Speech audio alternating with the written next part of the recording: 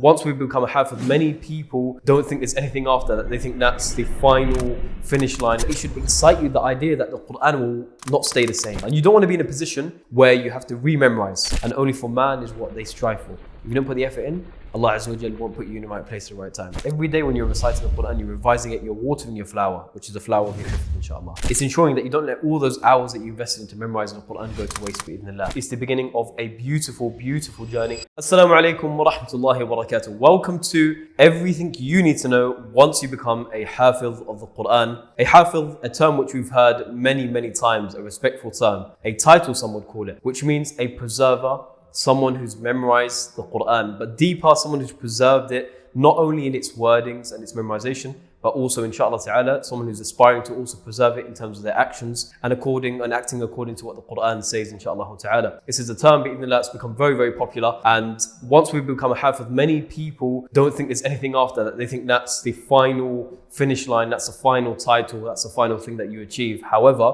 there is so much more. And in fact, some would say it's a beginning of the journey. It's the beginning of a beautiful, beautiful journey with the book of Allah subhanahu wa ta'ala, one of the greatest steps you can take, inshallah. We'll be covering, inshallah, what you can do and what you need to do once you become a Hafiz, what you need to consider, what you need to think about, inshallah, and how, bi'idhnillahi ta'ala, you can inspire others around you to also realize that there's, inshallah, as they say, the sky's the limit. Beyond becoming a Hafiz, inshallah, there are levels, inshallah. There are levels that you can reach, bi'idhnillahi ta'ala, and we'll mention them, bi'idhnillah. In terms of when you first finish memorizing the Qur'an, you will never forget that moment in your life. By Allah subhanahu wa ta'ala, that time when you recite the last ayah and you've memorized it, and you'll find towards the end of your memorization journey, you end up speeding up in your memorization. Why? Because you'll see the finish line. And you can imagine when someone's running a marathon, for example, and they're 10 miles in, a third of the way in, half the way into that marathon. At that point, it's the hardest point, right? Because they're tired and the finish line is still a long way away. Even though when they're exhausted and every fiber in their body is telling them to,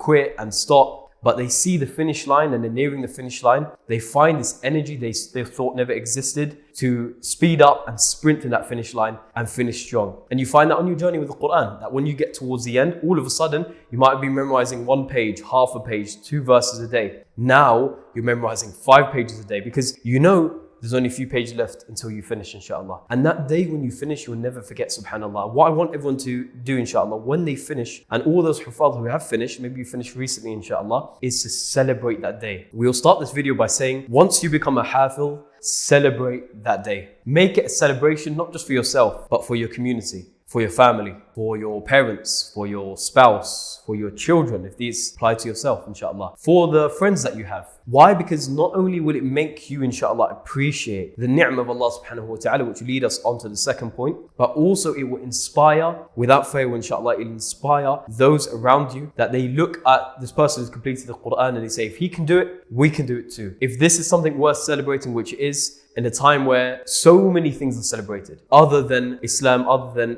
memorizing the Qur'an, we need to make this achievement something which the community and families and everyone knows it's the greatest achievement, because Allah Ta'ala chose you from many of His servants to preserve His book in your heart, subhanallah. So ensure, inshallah, you celebrate, that you take the time to, once you reach this milestone, celebrate it, inshallah. Just like you might have held a party for your Juz Amma completion, and we did a video on Juz Amma and everything you need to know about it, which you can view on the channel, inshallah. Just like that, when you finish Juz Amma, you might hold a little party, a little gathering. When you finish the whole Qur'an, now is the time, inshallah, to celebrate and enjoy. And leading on to the second point, inshallah, show gratitude to Allah Jalaluh.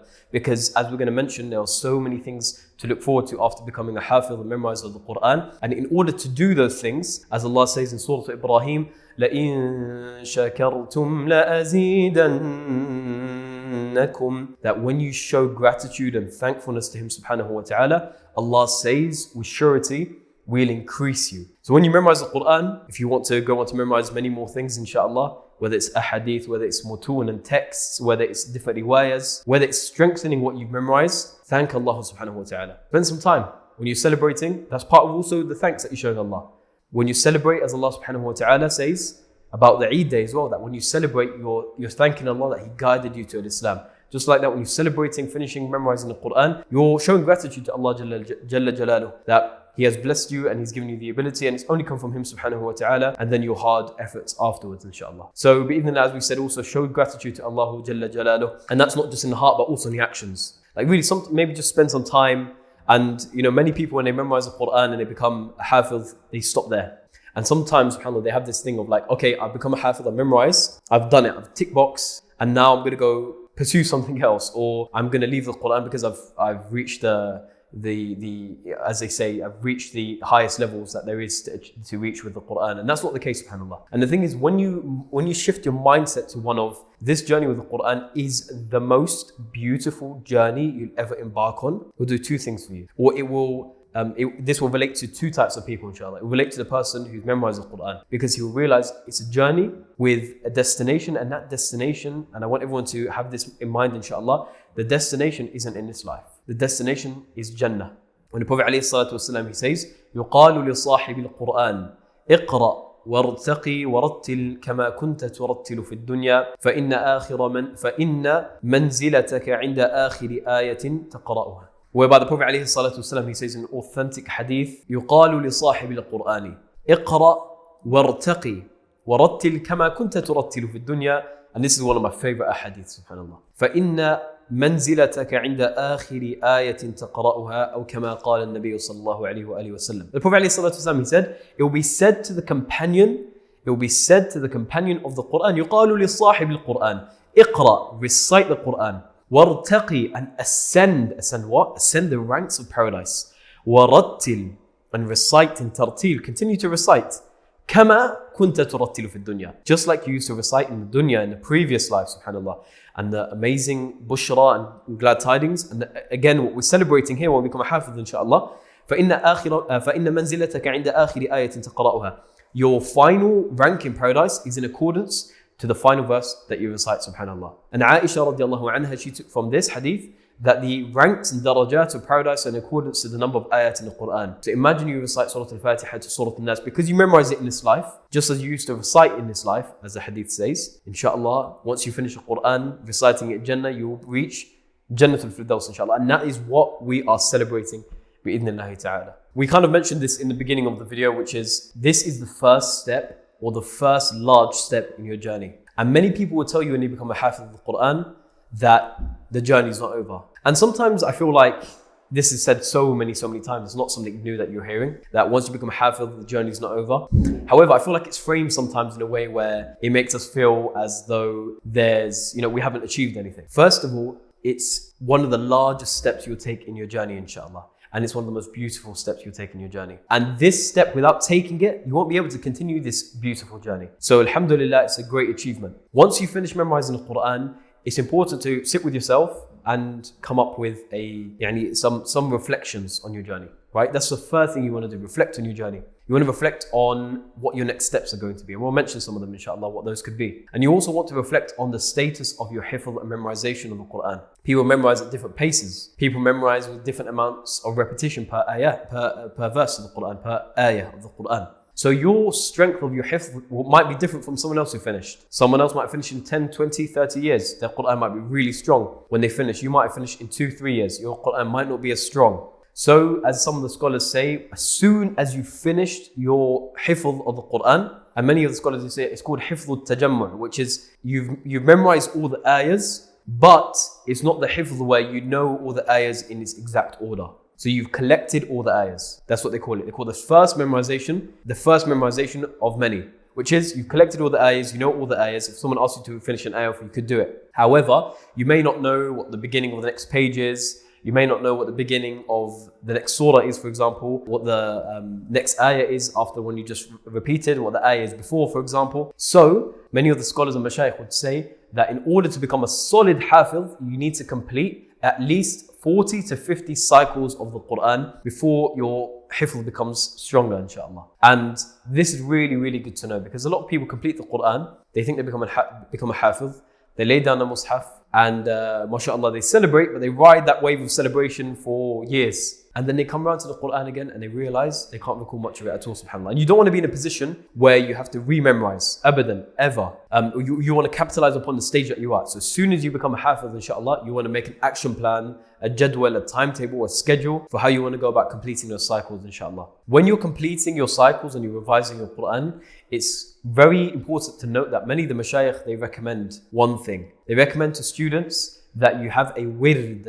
A wird of the Qur'an is a daily recital. Think of it as your water for that plant, which is a plant of hifz and memorization. And that plant or that flower requires you to water it on a daily basis. If you don't, that flower, it will wither and it will turn ugly and it will begin to crumble and the leaves will fall off and it will lose its structure and its stem and it will begin to collapse and eventually it will decompose back into the soil and you'll never be able to tell there was a flower once there. But the wird, it prevents that from happening and it allows the flower to blossom and sprout and show off all of its zina and adornment. And that is what the wird is. Every day when you're reciting the Qur'an, you're revising it, you're watering your flower, which is the flower of your hifz, inshaAllah. Once you become a hafiz, this is what you want to adopt. Strictly a wird of the Qur'an. Every day you make it wajib and obligatory upon yourself to complete X amount of pages a day. The mashayikh, they say, at minimum you want to complete the Qur'an in 10 days. At minimum. If you want your Qur'an, the whole of it, from Surah Al-Fatiha to Surah Al-Nas, if you want the whole of the Qur'an to be like Surah Al-Fatiha. And if we think about that, if you've seen any of like those Qur'an competitions online, and you see the judge, he says, "Iqra' min qawlillahi ta'ala," recite from the word of Allah subhanahu wa ta'ala, and he recites a random verse in the Qur'an, and you have to finish it. It's quite nerve-wracking, especially when you see some of these competitions and the sheikh or the judge looks quite stern, or he might be a big figure, a huge giant of Qur'an, and he's asked you that question, you're sitting there and everyone's watching you and you're on TV and everything's being recorded and everyone's watching and everyone's waiting for you to recite. When you think of that, it's quite nerve-wracking, isn't it?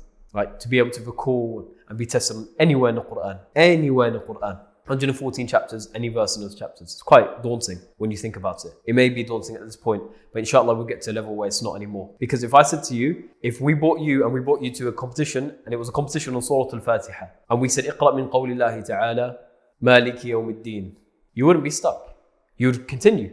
In fact, you would enjoy the recitation. In fact, you might be eager to participate in the Surah Al-Fatiha competition. Just like that, the scholars, they say, for a hafiz of the Qur'an, in order for his whole Qur'an to be like Surah Al-Fatiha, he should complete it on a weekly basis. His wird should be at least, if you calculate, that's about 4.5 juz of the Qur'an. And some mashayikh, they say 5 juz and your Qur'an will be incredibly solid if you do 5 juz on a daily basis. However, we can't ignore the psychology and what Allah Azza wa Jalla, He says about the human being and what the Prophet ﷺ, he speaks to us and he advises us when it comes to adopting a habit. The Prophet ﷺ, he says, أَحَبُّ الْأَعْمَالِ إِلَى اللَّهِ أَدْوَمُهَا وَإِنْ قَلٍّ. That the most beloved actions to Allah subhanahu wa ta'ala are the consistent ones, even if they may be small in nature. Why? Because consistency always leads to increase. Consistency upon an action will always lead to progress and results. And inconsistency, no matter how much you do of the action, but if it's inconsistent, it won't lead to growth in the long term and it won't lead to progress. But being consistent, it doesn't matter how much of that action you do. If you're consistent in it, you'll perfect it, you'll get better at it, and inevitably it usually leads to the person increasing upon it. Because when you get good at something, you're able to do more of it in that same amount of time span, right? And you want to do more because you're good at it. So we as humans, we tend to, in our nature, you tend to fluctuate you tend to lean and steer towards actions that you're comfortable doing. And comfortable usually means competent. When you're competent at something, you're comfortable doing it. If you're able to do something with ease, you're comfortable doing it. And that usually comes from lots and lots of practice, right? Just like that, inshaAllah ta'ala, we are humans who are creatures of habit. You want to adopt a habit of revising. So 5 juz might sound like so much right now. Okay, it's fine. You've just memorized the Qur'an. You've just finished.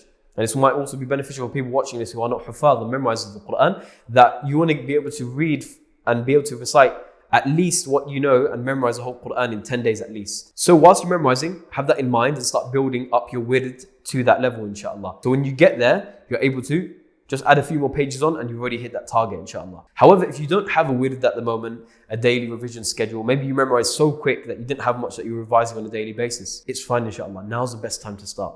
Now's the best time to start. I don't want you watching this video, inshallah, thinking, 5 juz, I wasn't even doing 5 pages a day and oh, that's it, khalas, I've forgotten everything I know. No, the believer is optimistic. The Prophet ﷺ was known to be optimistic. There are solutions, inshallah ta'ala, and everyone, so many people before you were in that boat, and now they are people who are of the highest caliber when it comes to the Qur'an, inshallah. You just have to hold yourself to account. That's a differentiating factor. That we are, first of all, recognize you're a human being, you're a creature of habit. It takes time to build up a habit. And some psychologists, they say that it actually takes around 30 days to build a habit or to incorporate an action into your daily life and daily routine. So recognize that we as humans, and it's not just you, it's all of us, we're all human beings, right? We're all creatures of habit. And many psychologists, they say that in order to make an action, an external action that you want to do, in order to make it part of yourself, like part of your daily life, part like your breathing, like you're eating food, like just ingrained within your daily life, you need to do it consistently for at least 30 days. And the side point is, when we think about Ramadan, the month of the Qur'an, which is fast approaching, we think of the fact that Allah subhanahu wa ta'ala made ayyaman ma'dudat, a numbered amount of days, and He subhanahu wa ta'ala chose it to be 29 or 30 days. And subhanAllah, in those 29, 30 days, we make our habit, qiyam al-layl, Qur'an, fasting, and subhanAllah, it's like a boot camp. And you see now psychology is coming out saying it takes about 30 days to develop a habit and make it part of yourself, make it part of your DNA. Just like that, don't think overnight you'll be able to do 5 juz if you weren't doing it before. If you weren't doing it before, inshallah, it might take 30 days. It might take less, it might take longer, depending on the type of person, inshallah. So what you want to do is you want to build up. Be consistent upon something every day. You can't go from nothing to 5. Yeah, and I'm not going to say you can't, but generally it's very difficult to go from nothing to 5 juz a day, which is about 100 pages of recitation a day, right? And when we talk about revision, we'll get onto that, inshallah. And we'll get onto many more things that you pursue, inshallah, once you become a Hafiz of the Qur'an. So start off with something small, inshallah. Maybe start off with a juz if you weren't doing a juz before. 2 juz, 3 ijazah, 4 ijazah, and build up, inshallah. Build up. So this is where you sit down and you might do some self-accountability, some muhasabah yourself, some planning yourself, or you might get some istishara and speak to your mashayikh, speak to your parents, speak to your friends, speak to other huffaz. Maybe ask a question in the comment section. What do you guys recommend? It's a good way to build up. And one thing we'd recommend here, inshallah, is again, start at what you were doing currently for your revision, build on top of that. Don't go lower, build on top of that and add a bit more. And have a plan that by week 2, I'm going to move from 2 juz of revision a day to 3 juz. By week 8, I'm going to move from 3 juz to 5 juz, or 3 juz to 4 juz. By week 20, I'm going to move from 4 juz to 5 juz. And that, inshallah ta'ala, is how, bi'idhnillah, you're able to keep it consistent, which is practical, inshallah ta'ala. Often when we've spoken to about revision, sometimes we can turn off a little bit. And revision is actually, as they say, and many huffaz, when you finish the Qur'an, you hear this a lot, revision is the hardest part. And I would say yes and no to that, right? Yes, it's the hardest part in terms of making it something that you do on a daily basis, because you're reading what you already know. So essentially you're repeating, right? And you're repeating that, and you're not maybe opening a new surah. You know how when you open a new surah to memorize it, it's exciting. It's like, whoa, this surah begins alif lam mim sad. Whoa, this surah begins with sad. This surah begins with ha mim ayn sin qaf. This surah is where they speak of, Allah subhanahu wa ta'ala speaks about this story in Surah Yusuf, for example. When you're revising, you already memorize all of these surahs. So a lot of the time people don't find it as exciting. However, it should excite you, the idea that the Qur'an will not stay the same. It will become stronger and you'll be able to enjoy these surahs whenever you want, wherever you are, inshallah. Because you'll be able to recite from it confidently without looking in the mushaf, inshallah ta'ala. So we're going to mention, inshallah, when we speak about revision, it might, a lot of people might turn off and they might feel like, it's something where it doesn't sound entertaining and it doesn't sound as exciting. However, inshallah ta'ala, it's ensuring that you don't let all those hours that you invested into memorizing the Qur'an go to waste, bi'idhnillah. And bi'idhnillah, that you don't settle. And this is the most important part of the video, inshallah. That we do not settle and we do not be people who, once we memorize the Qur'an, we're just happy with memorizing the Qur'an and that's it. La, there's so much more. In fact, this is the part that should excite us. The revision part is what's going to allow us to capitalize upon what we're going to mention, inshallah, and allow us to develop and blossom in these areas, inshallah. And next areas are this. When it comes to memorizing the Qur'an and finishing, inshallah, you want to make sure, bi'idhnillah, because we're getting to this point, which is the Prophet ﷺ, where he says, خَيْرُكُم مَّن تَعَلَّمَ الْقُرْآنَ وَعَلَّمَهُ. That the best amongst you are those who memorize or they learn the Qur'an, but not only do they learn it, وَعَلَّمَهُ, and they teach it, and they spread it, and they share it, and they allow or they facilitate others learning the Qur'an as well. The Prophet ﷺ, he said, these these are the best people. These are the best people. Do we not want to be from the best people? Do we not want to be from the elite servants of Allah subhanahu wa ta'ala? By memorizing the Qur'an, inshallah, this will then, inshallah, we want to encourage everyone, inshallah, to also consider teaching the Qur'an. But before we teach the Qur'an, we want to make sure we're teaching the right Qur'an. And before we know we're teaching the right Qur'an, in order to make sure we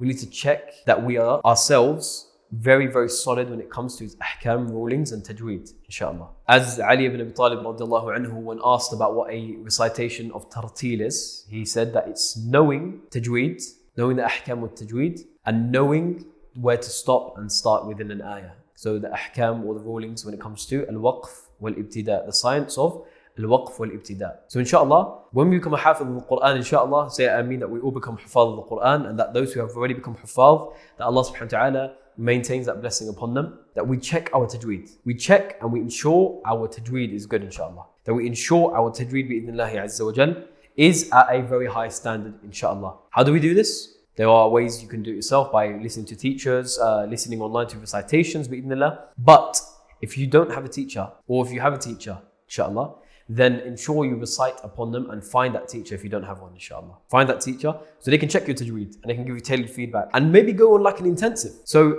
say, okay, I memorize the Qur'an now and I know there are areas I need to polish up. What am I waiting for? Khalas. Jump on that call with the teacher from Egypt, 7 days a week. Every day recite to him for half an hour to an hour. Recite, polish up your tajweed. Be eager to teach the Qur'an. But don't jump to teaching the Qur'an when you just finish the Qur'an. Don't. Spend some time, as they say, it's impossible, or one cannot pour from an empty vessel. Meaning, you can't benefit others when you yourself and your own vessel that you have, doesn't have any contents in it. And to make sure, inshallah, we have the best of content, and subhanAllah, you've got the Qur'an in your heart. Naam. So we want to ensure that we decorate that vessel to its utmost, inshallah. Then the Qur'an's been poured into your heart, make sure you clean that heart. You clean that heart in terms of istighfar, seeking forgiveness for Allah subhanahu wa ta'ala. But you also recognize and hold yourself accountable with your heart and understand and internalize the reality that there's so much more to learn. So polish up your tajweed, work on your tajweed, recite upon a teacher, recite upon teachers. And this leads us to the point of, once you finish memorizing the Qur'an, network within halaqat, network within or amongst Ahlul Qur'an, or people who we consider from Ahlul Qur'an. Meaning, don't finish the Qur'an and just stay on your journey by yourself. If you've been on your journey by yourself, or if you've been with friends, keep those friends. In fact, expand your circle. Now find out more about other teachers. Maybe investigate some, look into some institutes. See what halaqat are in your area. Join those. Learn more about the Qur'an. Learn about its meanings. Learn about the rules of tajweed. And halaqat is the best places to do that. Like, make a friend who's also memorized the Qur'an recently. Make a friend who's close to finishing memorizing. Make a friend who's memorized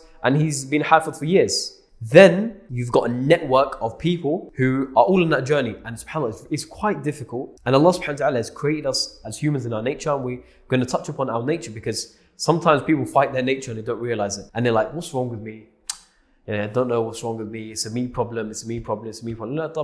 You are going against the grain of your fitrah and how Allah subhanahu wa ta'ala has created you. You're not created to go on this by yourself. You're not created to go on this journey and do a solo mission, as they say, right? You, as a human being, Allah subhanahu wa ta'ala has created us. We need a jama'ah. We need a congregation. We need the masjid. We need Muslimin. We need the feeling of the ummah. Because the hadith has come, or kama qal, that the shaitan, he attacks and he targets the lone sheep. And that's how it works, right? Within the animal kingdom, that you see the predator, he always looks for that one stray animal from the herd, that one solo animal who's on a solo mission from the rest of the herd. If he comes at the herd as one go and the herd stands together, predator will not be able to grab any single one of them. But that one that runs off and detaches and alienates himself from the herd, that's the one they hunt down. So don't think, inshallah, you could do this journey by yourself. And don't want to do it either, right? I mean, no one should want to do this journey by themselves. It's so much more beautiful when you've got others around you. So once you just memorize the Qur'an, immerse yourself in a culture of Qur'an, in an environment of Qur'an, amongst Ahlul Qur'an, amongst everyone who also has that same level, inshallah ta'ala. See, one of the most exciting things when you finish memorizing the Qur'an is having the opportunity to recite wherever you want. And whether that's, and this is one of our recommendations, to have the intention, inshallah, to want to lead Taraweeh if you're not doing it already. Now, Taraweeh is really where your Qur'an will be tested and you will know how much you know something. But not only that, it's where you'll be able to connect to the Qur'an on a level that you never thought was possible. Where you journey with the Qur'an with a congregation who are praying behind you, with a beautiful community who are praying in a masjid, and you journey through the Qur'an together. You go through the ahkam of Surah Al-Baqarah and the story of Banu Israel, and Surah Al-Imran, and the story of Isa alayhi salam, Maryam alayhi salam, Zakaria alayhi salam. And then you go through the story of the Battle of Uhud. Then you go into Surah Al-Nisa and the Ahkam of Surah Al-Nisa. And then you go into Surah Al-Ma'idah and Isa alayhi salam and the Hawariyeen and the story of Habil and Qabil. You're journeying through the Qur'an. You can't do, Allah subhanahu wa ta'ala has put you in a position where you are facilitating others to experience and enjoy that. If you've never experienced that, as a Hafiz of the Qur'an, now you've got the Qur'an in your heart. You can now, inshallah, stand and lead the people. That should be a goal that you have, inshallah. That should be a goal. But you don't want to lead the people and not fulfill the requirements of tajweed, not fulfill the requirements of the hifz and the level of hifz you should have. So, inshallah, if you have that in mind, you plan for leading Taraweeh, then you will have that deep motivation and passion to take you and carry you through all those moments where you have to sit by yourself and revise, work on your tajweed, listen to recordings, play it back, repeat. And before leading Taraweeh, if maybe you don't have the confidence, because it's one thing to recite the Qur'an out loud in your room, right? To recite the Qur'an to your parents, to friends, to a sibling, to a teacher even, right? And it's one thing to recite the Qur'an in front of hundreds of people. Not just that, or not with the people behind you, I should say, not in front of, but leading, rather in front of Allah Azza wa Jal, leading hundreds of people behind you, right? And you can think of, subhanAllah, like the blessing and the honor that is. There's pressure but that's the level you want to be able to get to, inshallah, where Allah gives you that honor to step into the mihrab, almost like you're following in the footsteps of the Prophet ﷺ, where he used to lead the Sahaba in the salah. Now you are stepping and taking the aman of the mihrab, and you're stepping in and you're thanking Allah. You're saying, oh Allah, thank you for making me a hafiz of the Qur'an. Preserve that blessing upon me, Ya Rabbil Alameen. And before, Taraweeh will be quite nerve-wracking in the beginning. Like remembering my first years leading, and I'm sure everyone's got their own stories, right? So some people might have stories where they just they get flashbacks when they recall maybe some of the mistakes they made, and you might have blunders and you might have moments where, for example, I remember there was one imam leading Taraweeh and someone corrected him in the congregation, and on the mic, he said no. He was like, no, that's not right. But he said no as someone corrected him. And he said that on the mic, and I'm sure he's going to remember that for the rest of his life, right? Lakin, he's going to remember that fondly when he, inshallah, when he develops his Qur'an to a high level, he's going to say, he's probably going to mention it as a joke to his family or friends, and they're going to have a laugh about it. Now, these are all things which are natural in the journey. There will be blunders, there will be moments where you might mess up, quote unquote, but nothing's a failure if you take learnings from it. Treat failures as learnings, inshallah. It's all learnings to develop you into the best person. So, to learn and develop, to eventually reach a stage where you lead Taraweeh, start Qiyam al-Layl. Start leading Qiyam al-Layl at your house. Start leading Salatul Witr amongst your family. Just get used to praying the night prayer by yourself. Stand and say, I'm going to recite Surah Al-Baqarah in this rak'ah, or in 2 rak'ahs, or in this X amount of rak'ahs I'm doing. Do it yourself. And you'll find that the recitation in Salah is so different, subhanAllah. And Allah inspires you in a way that you can't, yaftah alik, He opens the doors of ability to you when you're leading Salah. And that's why sometimes, and me personally, I prefer listening to Hufaz when they're leading Salah than when they go into a studio to do recording. Because in Salah, it's a different feeling, it's a different level, subhanAllah. We ask Allah Azza wa Jalla to grant us tawfiq. Please, inshallah, have that goal and himma and aspiration to want to be of those who are honored by Allah Azza wa Jalla to lead the people in Taraweeh, inshallah. That's one of the things that we should work to once we become Hafiz of the Qur'an as well. So, to be honest, there's about 3 types of people when it comes to finishing memorizing the Qur'an. The first type, we ask Allah not to make us from them, is the type that when they memorize the Qur'an, that's it, they dip. You don't see them again in the madrasa, you don't see them again in the masjid, and they just leave the Qur'an. They've done it, maybe that comes from being forced to do it, and now they feel like they've just taken that burden off them, and they made their family happy, and they made other people happy, and they've got that status, right, of that title, and then they just leave the Qur'an. Right? And again, this could come, subhanAllah, because they didn't love the Qur'an, they didn't love the journey, they didn't understand the importance and the fact that the Qur'an is a blessing and not a chore, right? SubhanAllah. And this is so important to have this mindset, that understand the Qur'an is the biggest blessing you have in your life, subhanAllah. The biggest blessing that you have in your entire life, subhanAllah. The second type of people is the people that memorize and they kind of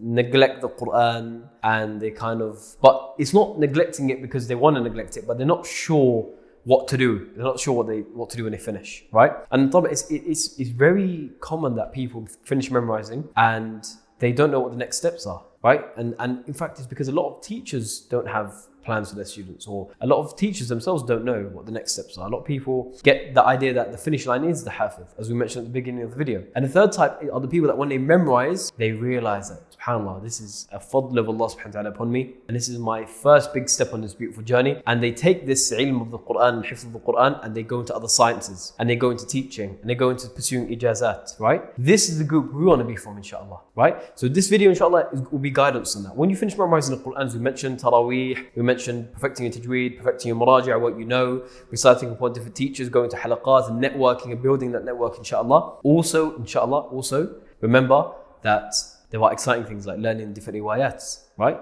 Learning different qira'at, studying different texts and mutun, like al-Shatibiyyah and al-Durra, and memorizing a hadith as well. All of these are things that will add depths to your hifz, inshallah, and your relationship to the Qur'an, bi'idhnillah. What about memorizing a hadith to do with the Qur'an? When we think about the hadith on the Qur'an, they're so extensive, incredibly extensive, subhanAllah. Prophet ﷺ, he said, Al-Qur'an hujjatan laka aw alayk. The Qur'an is a witness for you or against you, right?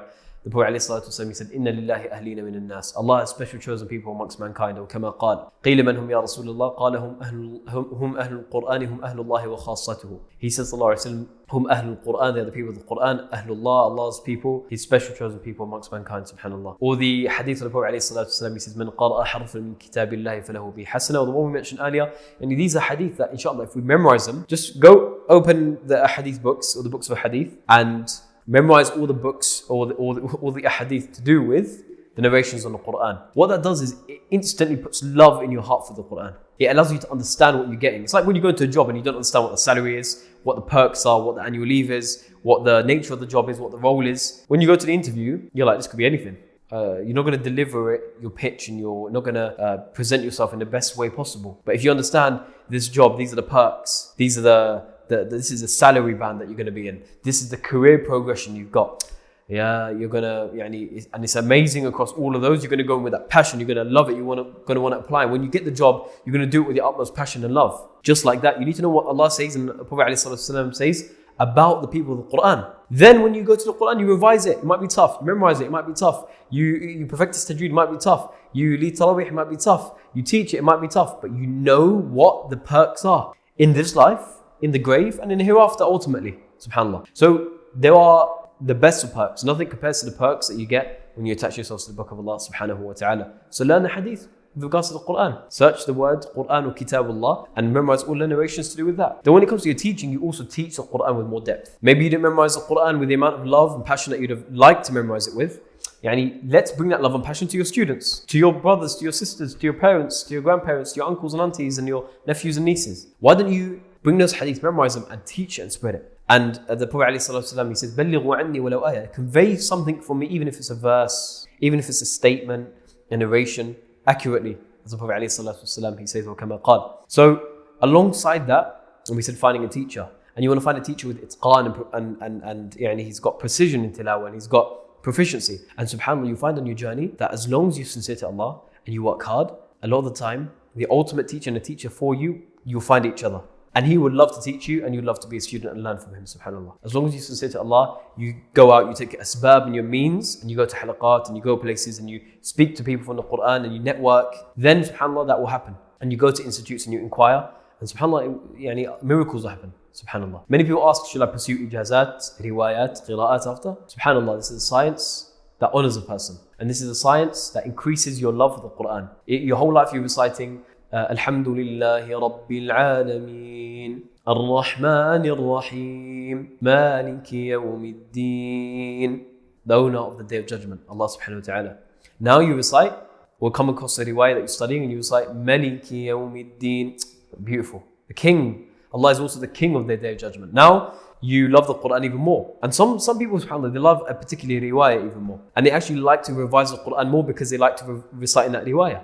Maybe Khalaf and Hamza, whether you've got the sakatat and the stops, you might like the way it sounds, it might encourage you to revise more. Maybe memorizing or learning a sursi so you can revise quicker and you can read quicker because of the qasr or the mudud and the different rulings that are attached to that, subhanAllah. And the idgham and the merges that you have as well amongst certain letters that you don't have in Hifz, so you can recite the Qur'an and it take you a quick amount of time to read your daily words of the Qur'an as well. So ijazat in different riwayat is one thing, and ijazat in Hifz is another thing. We'll start with Hifz. When you finish the Qur'an, most of us have memorized the Qur'an Hifz. You might have memorized it in Warsh as well, because that's the second most commonly recited riwayah. And Qalun will be about the third, and Ad-Duri might be the fourth or third with Qalun, inshallah. So depending on what you memorize the Qur'an in, you will go to that a teacher who you might be reciting to, and you will continue to recite khatamat upon them, completions. And they, inshallah, if they're a teacher who has insight and they're a teacher who has themselves studied, they will then request you to recite an ijazah upon them. Or they'll advise you to go and seek an ijazah. Don't need to seek an ijazah straight away. In fact, don't chase an ijazah. Never chase an ijazah of Qur'an. An ijazah is best, it's obviously the honor, the sanad and the certificate, lakin don't chase it. It will come to you, inshallah. A teacher will spot your talent, or they will spot the blessing that Allah has bestowed upon you. And inshallah, you can, there's nothing wrong with seeking ijazah. We're not saying that. Lakin, don't go crazy about it and chase it. Don't say, I need to get one and I need to get one ASAP, I need to, la. Take your time. Because when you want to do that ijazah, inshallah, so much you learn and so much you will develop on that journey, inshallah. You want to start the ijazah where you've already developed to a very solid level, inshallah ta'ala. In terms of studying different riwayat, again, that's after recommendation, after you solidify your Hifz. Because you're going to compare the other riwayas and other differences against Hifz. If your Hifz isn't strong, then you're going to make it even more difficult for yourself. If your mutashabihat and knowledge of mutashabihat amongst Hifz isn't strong, then now you're going to add different riwayas with different mutashabihat in the differences, and it's going to maybe make it a bit more difficult for you on top of that, right? So let us, inshallah, solidify what we know. Then different riwayas and everything. It's hard to give blanket advice, but you, inshallah, I recommend everyone to go and study a riwayah and to go and learn another riwayah. However, don't do it too prematurely within your journey. After you've finished, just spend some time with Hifz, solidify it, make it strong. Understand the different wuquf, understand the rules of tajweed, recite upon different teachers, inshallah ta'ala. Lead tarawih first, right? And then inshallah you'll find Allah Azza wa Jalla, He will place you in the right place. He might direct a course your way on the qira'at. You might go and listen to it. You might go and listen to a khutbah or listen to a muhadara or a lecture. And then you might come into contact with a teacher who studies it, right? So inshallah ta'ala, Allah Azza wa Jalla, inshallah, will place you bi'idhnillah where inshallah is best at the right time, at the right place. As long as we put the effort in, we don't neglect what we memorize, and we show Allah gratitude and we show our sincerity, and we're always striving and taking out asbab. Many scholars and mashayikh, they will say subhanallah, and it's very common that on our journey with the Qur'an, sometimes you get people that make comments. Once you finish memorizing the Qur'an, they might say, you might have had to sacrifice other things. You might have had to sacrifice maybe some academic pursuits. You might have had to sacrifice maybe some streams of income, right? For the time that you invested into the Qur'an. The Qur'an takes a long time. It's not a joke, subhanAllah. It's something which you won't realize how much time it takes until you do it yourself. Until you memorize and you see it and you memorize and you put that effort in and time in, you will not realize how the value of a Hafiz, subhanAllah, and the amount of time they put in and effort they put into memorizing the Qur'an, they must have put in. Because it takes hours. It takes a very long time. There are, as they say, blood, sweat and tears on the journey, right? Literally, blood, sweat and tears. Whether that's crying because you can't, or feeling very emotional because you can't memorize a certain verse or certain surah that's taking you a very long time. Whether you're sweating because you're pacing up and down, and as you're waiting to recite upon your teacher and you're feeling like, I'm quite nervous. You might be sweating from the nerves. And you might be sweating from just the feeling of how many times you've repeated an ayah over and over. Sitting in a classroom with many people, sweating from that. You might be bleeding as you turn the page and you give yourself a paper cut or something, right? So you literally, there's blood, sweat and tears. And all three of those you experience on the journey, subhanAllah. But من أراد الآخرة ومن أراد الدنيا فعليه بالقرآن ومن أراد الآخرة فعليه بالقرآن. This is a reminder that's always shared by Shaykh Abdul Rashid Ali Sufi, rahimahullah, hafidhahullah, which is whoever wants this world, and wallahi, you will see it. By Allah subhanahu wa ta'ala, you see this. Whoever wants this world and the blessings of this world, the health of this world, the money of this world, and that's not the primary vision. It comes, and we'll mention the analogy of the dunya is like your shadow. Whoever wants this world, upon him is the Qur'an. Whoever wants the next life, upon him is the Qur'an. So the Qur'an gives you the best in this world. رَبَّنَا آتِنَا فِي الدُّنْيَا حَسَنَةً. So dua in the Qur'an. وَفِي الْآخِرَةِ حَسَنَةً وَقِنَا عَذَابَ النَّارِ. The full package. They say this dua from the Qur'an that you memorize is the umbrella dua of everything. Oh Allah, give us the good in this life, the best in this life, the best in the next life, and save us from the fire. Khalas, what more do you need? The Qur'an has that dua inside of it. And the dunya, people come say, what about your dunya? You have to sacrifice a bit of your dunya to memorize the Qur'an. Don't ever let people make you feel that by memorizing the Qur'an and by investing all those hours that you invested in, don't ever allow anyone to make you feel like you wasted your time. Never.